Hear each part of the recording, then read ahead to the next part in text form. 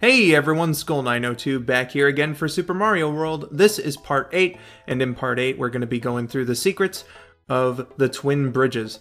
Here we have another auto-scroller level, and you know, there's something about Mario World. Auto-scrollers aren't terribly common, but of course they're in, like, you know, every Mario game. Or, well, not every Mario game, but, you know, they're a staple of the franchise, and I think it speaks to just how well this game was designed that none of the auto-scroller levels, you know, feel like too long or boring or anything like that. Good job, Nintendo. Good fucking job. But, you know, we've been going through this game as Luigi. This is a Luigi playthrough. You know, and I feel like we should pay some respect to my favorite Mario character because, you know, it took a while in the main series Mario games for Luigi to be playable again. This is the last time until New Super Mario Bros. On the DS or Mario Galaxy for the console games until Luigi was playable in a main series Mario game again. So, you know, that's fucking crazy. No 64, no Sunshine, no Mario World 2, if you want to count that, and personally I do. So, yeah, I want to talk about, like, the creation of Luigi and, like, his personality and stuff. You know, it was Joust, the two-player game Joust. Like, Luigi's creation was inspired by that game. Miyamoto saw, you know, that there was, like, a second player in that one, and was like, you know, gee, I wonder if I could, you know, make a two-player game. And that's basically where, like, the arcade Mario Bros. Comes from, was, you know, Miyamoto just kind of wanting to do a two-player game, and I think he was also inspired by someone told him that Mario looked like a plumber. So, like, Mario Bros. Is where that idea first came about. So, like, the overalls and stuff, it's supposed to be like a uniform.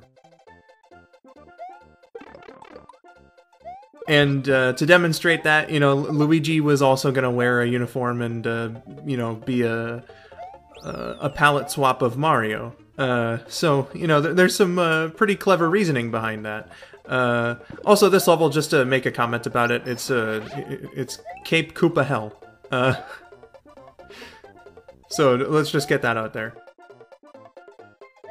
So, you know, I think that that's interesting, and that's why the pipes were also in there, because of the plumber comment.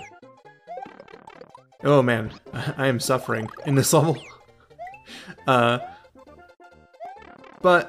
you know, that's how all that came about. As far as Luigi's name is concerned, that's also an interesting thing, too. Mario was originally named after, like, the landlord of their storage facility during, like, the Donkey Kong days, Mario Segali. Luigi just so happened, like, they were eating pizza, I believe, like, around Nintendo of America's headquarters. And, like, it just so happened that the pizza place that they liked getting from was named Mario and Luigi's. So, not only was it that, but they decided to make it sort of a pun, because in Japan there's a word Ruigi, which is supposed to mean something like similar, or something along those lines. So they figured that it was, like, perfect for a player 2, in terms of, you know, like, names and whatnot. So that's Luigi's, like, creation as a character. Luigi himself has gone through quite a few personality traits as well. Like, in the modern day, we know him as, like, the sort of cowardly but, you know, determined, you know, brother of Mario. He's the more careful one. He's the more shy one. He, you know... he's a little more scared and whatnot. But that wasn't always the case. Funnily enough, though, the modern depiction of Luigi was kind of a product of the original Deke cartoons that I keep fucking talking about. This is like the most clever secret in the entire game. One of them, anyway. Just wanted to point that out. But you know, there have been other interpretations of his character as well. Like, God, if I can remember what the fuck its name is, but there was a Mario OVA movie in Japan, like the year after Super Mario Brothers came out. So very early in the franchise, there wasn't a whole lot of established canon or source material to go off of.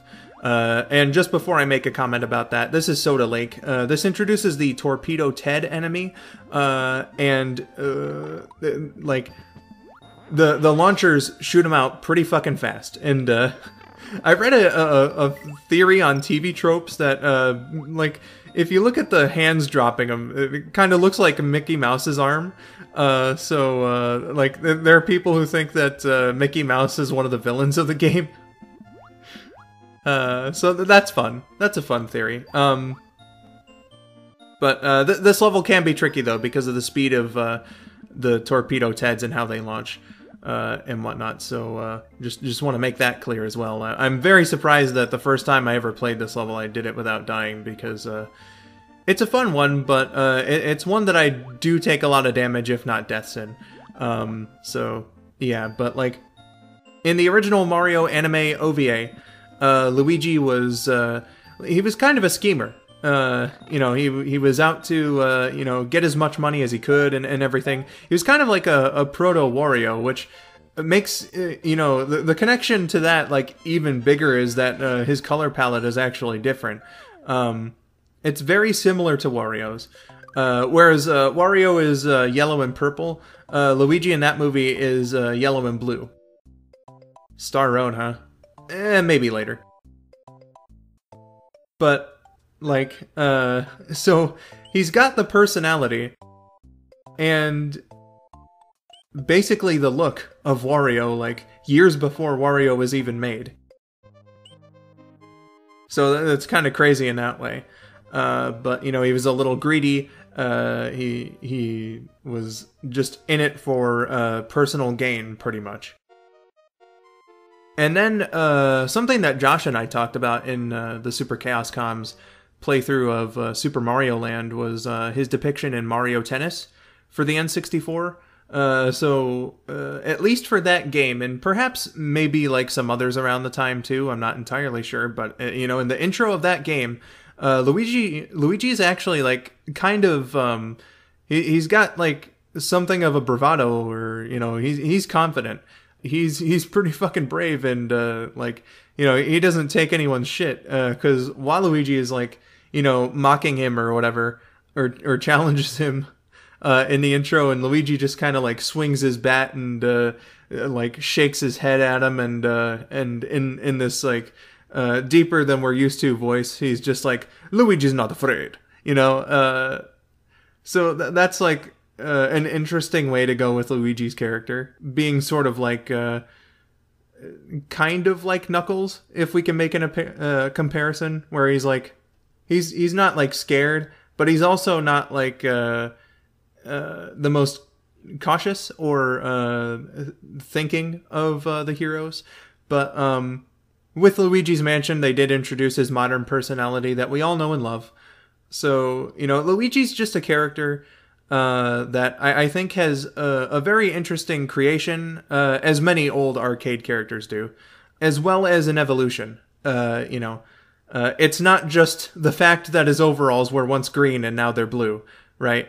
Luigi's actually had like a few interpretations of his character, and I just thought that I would mention that here in this playthrough, because we're playing through the whole game as him, and he's just my favorite character in the franchise. So mad props, mad respect to my boy Luigi. Just wanted to spread the love and the word. But I'm going overtime. Been quite a few minutes since the actual part ended, so I'm just gonna say this. In Part 9, we're going to be finding our way out of the Forest of Illusion by uncovering its secrets and seeing some fun stuff along the way. Hope you join me then. I have been Skull902, thank you for watching, and have yourselves a wonderful day.